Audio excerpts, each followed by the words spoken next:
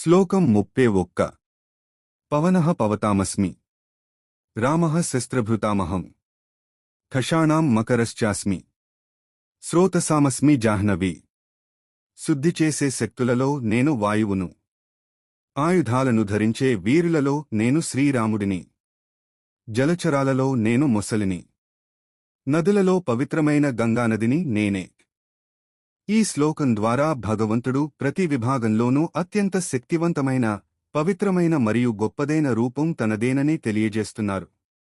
శ్రీరాముడు ధర్మ రక్షణ కోసం ఆయుధాన్ని పట్టిన వారిలో శ్రేష్ఠుడైన రాముడు భగవత్ స్వరూపం.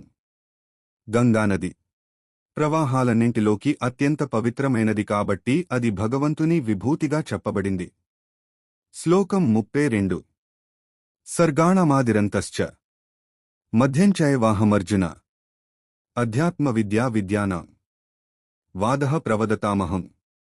శ్రీకృష్ణుడు అర్జునుడితో ఇలా అంటున్నాడు: ఓ అర్జున, ఈ సృష్టికి ఆది, మధ్య మరియు అంతము నేనే.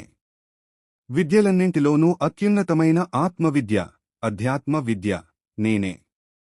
అలాగే విద్వాంసులు సత్యాన్ని నిర్ధారించడానికి చేసే తార్కికమైన చర్చ, వాదము నేనే.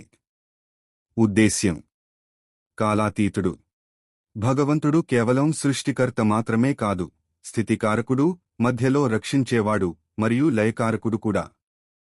అంటే సర్వం ఆయనలోనే ఉంది.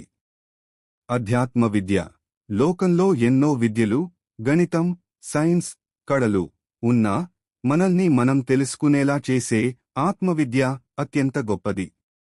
అది భగవంతుని స్వరూపం. వాదము ఇక్కడ వాదం అంటే గెలవడానికి చేసే గొడవ కాదు. సత్యాన్ని తెలుసుకోవడానికి ఇద్దరు వ్యక్తులు తర్కబద్ధంగా చర్చించుకోవడాన్ని భగవంతుడు తన విభూతిగా పేర్కొన్నాడు.